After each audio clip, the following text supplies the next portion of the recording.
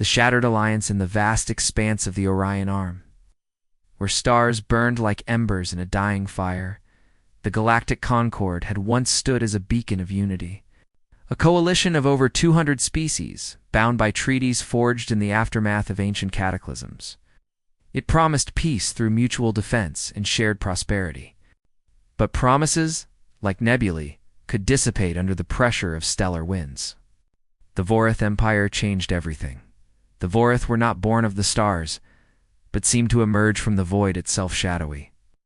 Entities with chitinous exoskeletons, psionic abilities that warped reality, and an insatiable hunger for conquest.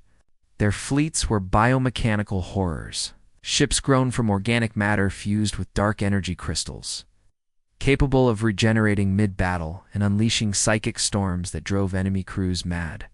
When they first struck the outer colonies of the Concord in 2147 Galactic Standard Time GST, it was dismissed as a border skirmish. By 2152, half the arm was in flames. Admiral Kelthar of the Ilari, a slender avian species known for their strategic brilliance, commanded the Concord's Grand Fleet.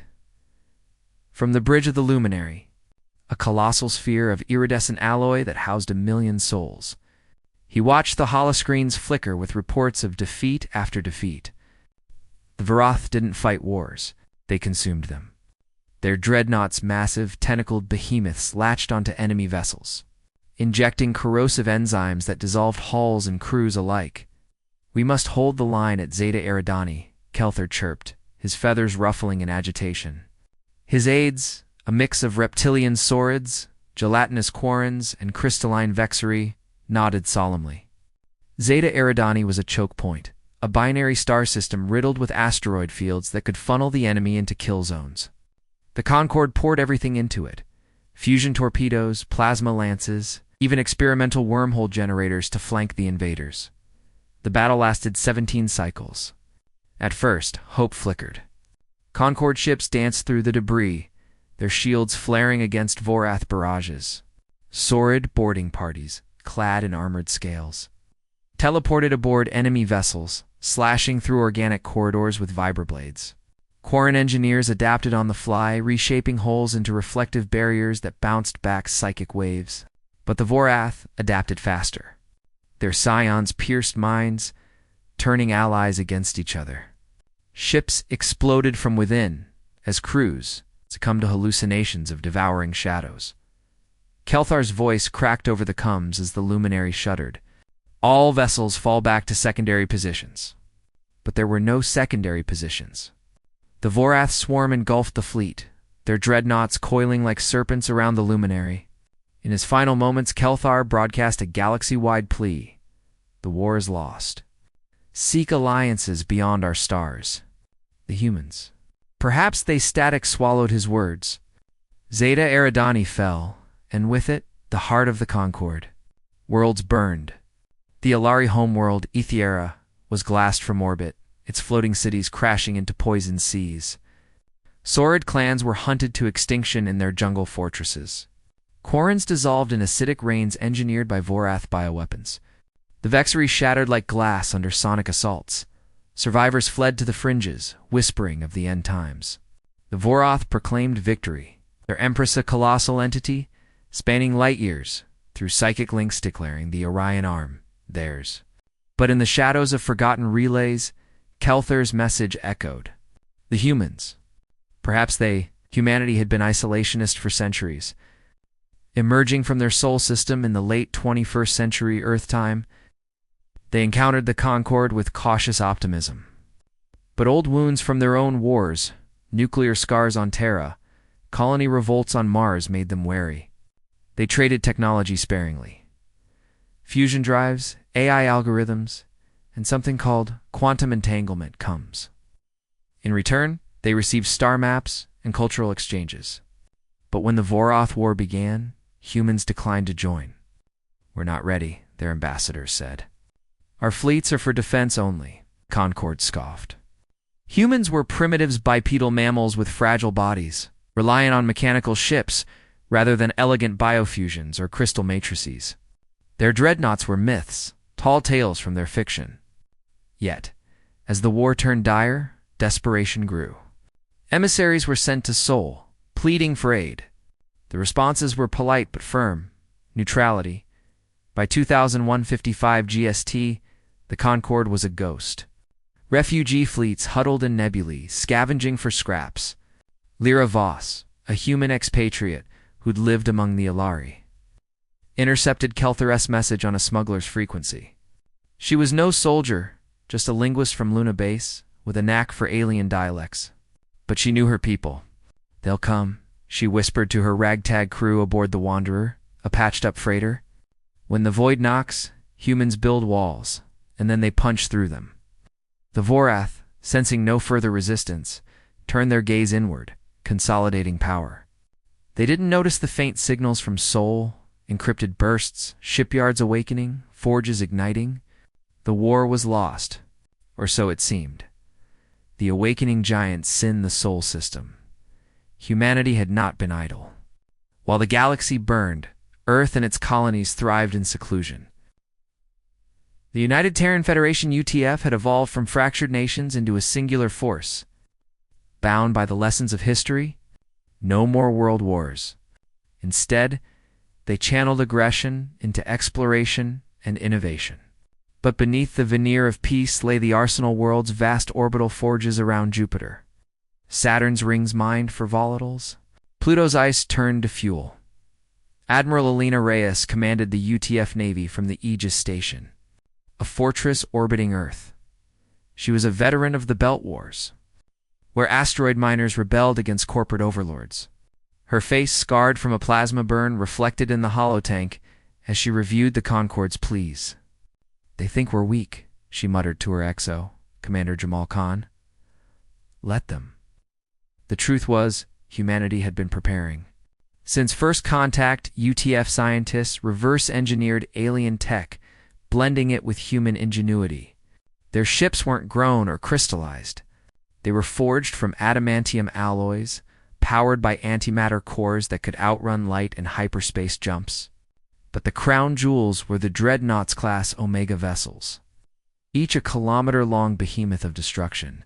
The Titan was the first, launched in secret during the Vorath incursions. Its hull, layered with adaptive metamaterials, could phase through enemy fire. Weapons arrays included railguns firing slugs at relativistic speeds, singularity projectors that collapse spacetime into black hole traps, and drone swarms with AI smarter than most species admirals. But the real power lay in the human element, crews augmented with neural implants, allowing ship-wide synchronization. One mind, one fist. When Kelther's message arrived, Reyes convened the High Council. "The galaxy calls," she said. President Akira Soto, a descendant of old Earth samurai, nodded. "We answer, but on our terms." The fleet mobilized. 10 dreadnoughts, Titan, Colossus, Leviathan, and others emerged from warp cloaks at the edge of Vorath space. Refugees like Lyra Voss guided them, her wanderer docking with the Titan. "They're psionic," she warned Reyes. How? "They'll probe your minds." Reyes smiled. "Let them try. Our firewalls are human willpower." The first clash came at the ruins of Zeta Eridani. Vorath patrols, bloated from easy victories, swarmed the intruders. Their biomechanical ships lashed out with tentacles, psychic waves crashing against human shields. But the dreadnoughts were unmoved. Titan-S railguns spoke first, punching through Vorath hulls like paper. Singularity bombs imploded entire squadrons, sucking them into voids. The Vorath Empress sensed the disturbance, her vast consciousness rippling. "Primitives. Impossible," she dispatched her elite. Dreadnoughts the size of moons, crewed by billions of thralls. The battle escalated. Human fighters, sleek hornets with cloaking fields, danced around enemy behemoths, planting breaching charges. Marines in power armor boarded, their exosuits resistant to corrosion. Sergeant Mia Torres led the charge aboard a Vorath flagship, her squad's neural links allowing perfect coordination. Flank left suppressing fire. Blasters roared, cutting through chitin. Psions assailed their minds with visions of horror, but human pastraining held. Meditation protocols, adrenaline surges, even humor. Is that the best you've got? Torres laughed, decapitating a thrall. Back on the Titan, Reyes orchestrated the symphony. Deploy the Cascade. A new weapon, chain reaction antimatter missiles that jumped from ship to ship. Vorath fleets vaporized in cascades of light. Word spread. Concord survivors emerged from hiding, rallying to the humans. LRE tacticians integrated with UTFAI. Sordid warriors fought alongside Marines. The tide turned, system by system. But the Empress struck back. At the Battle of the Void Nebula, she unleashed her apex weapon, a psychic maelstrom that warped reality, turning ships inside out. Dreadnoughts groaned under the strain, crews hallucinating their worst fears. Reyes, gripping her console, rallied them. Remember, Terra, we rose from ashes before. The humans adapted. Neural dampeners activated, blocking the waves. Then, counterstrike. PSY amplifiers, human-engineered to broadcast defiance. The Empress recoiled, her links fracturing. By the end of 2156 GST, Vorath core worlds trembled. The war, once lost, now hung in balance thanks to human dreadnoughts. The reckoning of stars, that final push, began at the Vorath heartworld. Varaxia, pulsating orb of flesh and crystal, orbiting a black hole. The Empress resided there, her form a leviathan of tentacles and eyes, feeding on the psychic essence of her empire. Humanity's fleet, bolstered by Concord remnants, warped in undercloak. 10 dreadnoughts formed the spearhead, their antimatter drives humming like angry gods. Reyes addressed the alliance. This ends today. For every world they took, we take back tenfold. Cheers echoed across comes human roars, mixing with Alari trills and sordid hisses. The assault was brutal. Vorath defenses orbital spines launching spore mines. Gravity wells pulling ships into the black hole tested the limits. Leviathan took a direct hit, its hull breaching, but self-repaired nanites sealed it in seconds. Marines deployed in drop pods, crashing onto Varaxia's surface. Torres' squad fought through hives teeming with thralls. Push forward. She yelled, her armor slick with ICHOR.